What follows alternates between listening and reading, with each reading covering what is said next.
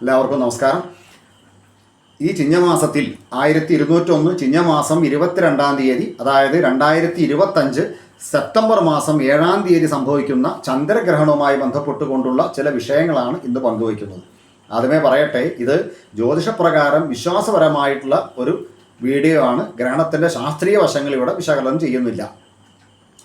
2025 September മാസം 7-ാം തീയതി IST 9:57 PM മുതൽ IST കണക്ക് പ്രകാരം 8-ാം തീയതി രാവിലെ 1:26 വരെ ജ്യോതിഷപ്രകാരം ഉദയാന്തമാണ് ദിവസനിശ്ചയം എന്നുള്ളത് കൊണ്ട്, അങ്ങനെ പറഞ്ഞാൽ ചിങ്ങമാസം 22-ാം തീയതി രാത്രി 9:57 മുതൽ 1:26 രാത്രി വരെ നീണ്ടു നിൽക്കുന്ന വളരെ ദൈർഘ്യമേറിയ ഒരു ഗ്രഹണമാണ് ഈ ചിങ്ങമാസം 22-ാം തീയതി ഞായറാഴ്ച സംഭവിക്കുന്നത്. ഗ്രഹണം സംഭവിക്കുന്നത് പൂരുരുട്ടാതി നക്ഷത്രത്തിലാണ്, കുംഭക്കൂറിലാണ്.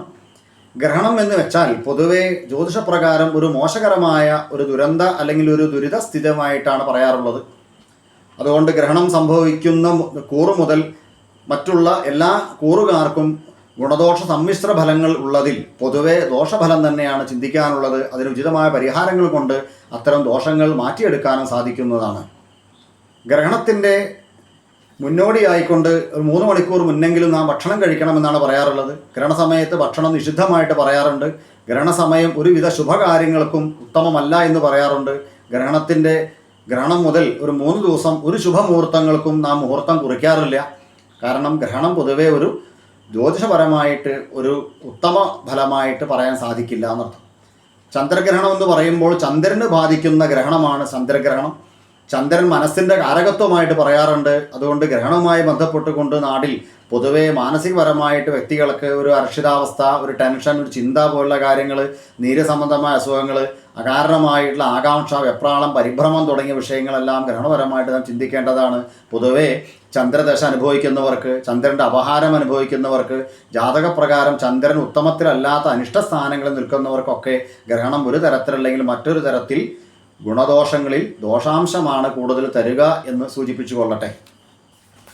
പൊതുവെ ഗ്രഹണപരമായിട്ടുള്ള ഫലങ്ങൾ വിശകലനം നടത്തുമ്പോൾ നാളിൻ്റെ അർത്ഥം അല്ലെങ്കിൽ പാദം തുടങ്ങിയ കാര്യങ്ങളൊക്കെ വെച്ച് സംസാരിക്കുമ്പോൾ കുംഭക്കൂറിൽ വരുന്ന അവിട്ടം, ഉത്തരാർദ്ധം, ചതയം, പൂരുരുട്ടാതി ആദ്യ മൂന്ന് പാദം എന്നിവയിൽ ജനിച്ച കുംഭക്കൂറുകാർക്കും, അതുപോലെ തന്നെ പൂരുരുട്ടാതി ഒടുവിലത്തെ പാദം, അതുപോലെ തന്നെ ഉത്തരട്ടാതി, രേവതി തുടങ്ങിയ മീനക്കൂറുകാർക്കും, അതുപോലെ തന്നെ കാർത്തിക ഒടുവിലത്തെ 3 പാദം, രോഹിണി, മകീരം, പൂർവാർദ്ധത്തിൽ ജനിച്ച ഇടവക്കൂറുകാർക്കും, അതുപോലെ തന്നെ മകീരം, ഉത്തരാർദ്ധം, തിരുവാതിരയും പുണർദം ആദ്യ പാദത്തിൽ ജനിച്ച മിഥുനക്കൂറുകാർക്കും, അതുപോലെ തന്നെ മകവും പൂരം, ഉത്രം 1-ാം പാദത്തിൽ ജനിച്ച ചിങ്ങക്കൂറുകാർക്കും, അതുപോലെ തന്നെ ഉത്തരം ഒടുവിൽ 3-ാം പാദവും അത്തവും ചിത്ര പൂർവാർദ്ധത്തിലും ജനിച്ച കന്നിക്കൂറുകാർക്കും, അതുപോലെ തന്നെ ചിത്ര ഉത്തരാർദ്ധവും ചോതിയും വിശാഖം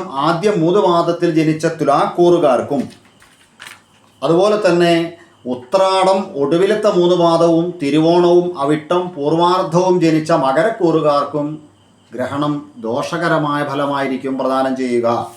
എന്നാൽ 3-ാം കൂറുകാരായിട്ടുള്ള അശ്വതി, ഭരണി, കാർത്തിക 4 ഭാഗത്തിൽ ജനിച്ച മേടക്കൂറുകാർക്ക്, അതുപോലെ തന്നെ കർക്കടക്കൂറുകാർക്ക്, പുണർദം ഒടുവിലത്തെ പാദവും പൂയവും ആയില്യവും എന്ന കർക്കടക്കൂറുകാർക്ക്, അതുപോലെ തന്നെ വൃശ്ചികക്കൂറുകാർക്ക്, വൃശ്ചികക്കൂറിൽ വരുന്ന നക്ഷത്രങ്ങളായിട്ടുള്ള വിശാഖം ഒടുവിലത്തെ പാദം, മനിടവും തൃക്കേട്ടയും, അതുപോലെ തന്നെ ധനുക്കൂറുകാർക്ക്, ധനുക്കൂറിൽ വരുന്ന മൂലം, പൂരാടം, ഉത്രാടത്തിൻ്റെ 1-ാം പാദവും ഇവർക്ക് ഗ്രഹണവശാൽ ദോഷാംശമല്ല, അല്പം ഗുണാംശമാണ് പൊതുവെ പറയാറുള്ളത്. എങ്കിലും ഒരു നക്ഷത്രത്തിൻ്റെ പാതിയും കാൽഭാഗം അങ്ങോട്ടും ഇങ്ങോട്ടും നീങ്ങി നിൽക്കുന്നതുകൊണ്ട് പൊതുവെ അത്തരം നക്ഷത്രങ്ങളൊക്കെ ഗ്രഹണപരമായിട്ട് ചെറിയതായിട്ടെങ്കിലും ദോഷഫലങ്ങളാണ് പൊതുവെ സംഭവിക്കാൻ സാധ്യതയുള്ളത്. അപ്പോൾ അതിൻ്റെ പരിഹാരം എന്താണെന്ന് വെച്ചാൽ, ചന്ദ്രഗ്രഹണമായാൽ ചന്ദ്രനാണ് വഴിപാട് കഴിക്കേണ്ടത്. അതുകൊണ്ട് അതിന് സാധാരണ പറയാറുള്ളത് വെള്ളി കൊണ്ട് നാഗത്തിൻ്റെ പ്രതിമ ഉണ്ടാക്കുക, അതുപോലെ തന്നെ നാഗത്തിൻ്റെ മുട്ട ഉണ്ടാക്കിയിട്ട് ദാനം ചെയ്യുക, അത് നാഗക്ഷേത്രങ്ങളിൽ സമർപ്പിക്കുക അല്ലെങ്കിൽ ശിവക്ഷേത്രങ്ങളിൽ സമർപ്പിക്കുക എന്നത് വളരെ വലിയ ഒരു വഴിപാടാണ്. രണ്ടാമതായിട്ട് ശാന്തി ഹോമം, ജപം, പശുദാനം എന്നീ പുണ്യകർമ്മങ്ങൾ ചെയ്യുന്നത് വളരെ നല്ലതാണ്. അതുപോലെ തന്നെ ദുർഗയ്ക്ക് ഏറ്റവും ഇഷ്ടപ്പെട്ട വഴിപാടായ ഭഗവതി സേവ ഈ സമയം ചെയ്യുന്നത് നല്ലതാണ്. ദുർഗാക്ഷേത്ര ദർശനം വളരെ നല്ലതാണ്.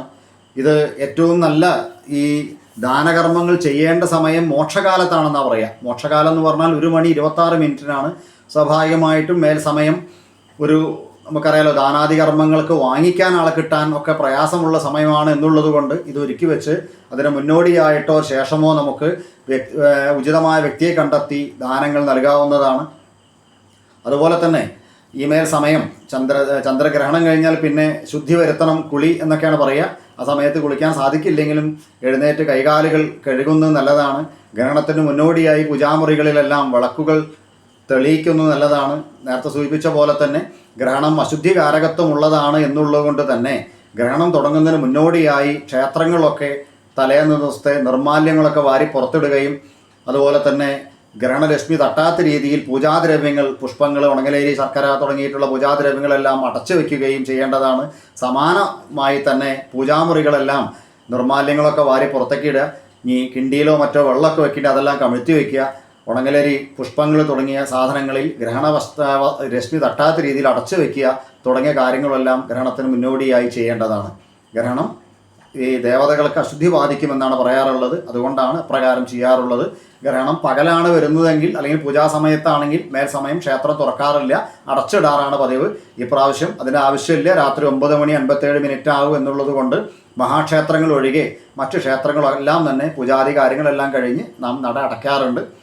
മേൽ ദിവസങ്ങൾ അന്ന് വൈകുന്നേരം ധാരാളമായിട്ട് നാമജപം നടത്തുക, ശിവനെ പ്രാർത്ഥിക്കുക. കാരണം ശിവനും ചന്ദ്രനും തമ്മിൽ ബന്ധമുണ്ടല്ലോ. ശിവനെ പ്രാർത്ഥിക്കുക, അതുപോലെ തന്നെ ദുർഗാദേവിയെ പ്രാർത്ഥിക്കുക തുടങ്ങിയ അവർക്ക് ഉചിതമായ വഴിപാടുകൾ നടത്തുക എന്നെല്ലാം ഈ സമയത്ത് വളരെ മുന്നോടിയായി ഗ്രഹണത്തിന് മുന്നോടിയായി ചെയ്യേണ്ടുന്ന കാര്യങ്ങളാണ്. ഗ്രഹണ സമയത്ത് ഒരു ശുഭമുഹൂർത്തത്തിനും വേദിയില്ല എന്നുള്ളത് കൊണ്ട് തന്നെ ഈ സമയത്ത് മുന്നോടിയായിക്കൊണ്ട് ധാരാളം നാമജപങ്ങൾ നാം നടത്താം. അതുപോലെ തന്നെ ഗ്രഹണ അനുബന്ധമായി ദുർഗാദേവിയെ പ്രീതിപ്പെടുത്തുന്ന കാര്യങ്ങൾ നാം ചെയ്യാം. അതുപോലെ തന്നെ പശുദാനം ഇതിന് ഏറ്റവും നല്ലൊരു പരിഹാരമായിട്ട് പറയാറുണ്ട്. പശുദാനം എന്ന് പറഞ്ഞാൽ പണ്ടൊക്കെ പ്രത്യക്ഷ പശുവിനാണ് ദാനം ചെയ്യുക. ഇപ്പോൾ അത് വാങ്ങിക്കാനുള്ള ആളെ പ്രയാസമാണ്. കാരണം ദാനം വാങ്ങിച്ചു കഴിഞ്ഞാൽ പിന്നെ ആ പശുവിനെ പോറ്റാനൊക്കെ ബുദ്ധിമുട്ടാണ്. അതുകൊണ്ട് സങ്കല്പദാനം ഇപ്പോൾ പതിവുള്ളൂ. കാരണം വസ്ത്രം, വെറ്റില അടയ്ക്കുക, യഥാശക്തി പണം സങ്കല്പിച്ചുകൊണ്ട് പശുദാനം സങ്കല്പിച്ചുകൊണ്ട് ഉചിതമായ വ്യക്തികൾക്ക് ദാനം ചെയ്യാം. നമ്മളെ ഈ ഗ്രഹണപരമായ ദുരിതങ്ങൾ തീരാൻ ഇത്രയും പരിഹാരങ്ങളൊക്കെയാണ് പൊതുവേ പറയാറുള്ളത്. അപ്പോൾ ഈ വർഷത്തെ ഗ്രഹണം 1201 ആദ്യത്തെ ഗ്രഹണം വരുന്നത് ചിങ്ങമാസം 22 ചന്ദ്രഗ്രഹണമാണ്. ഇത് രാഹുഗ്രസ്ത ചന്ദ്രഗ്രഹണമാണ് വരുന്നത്.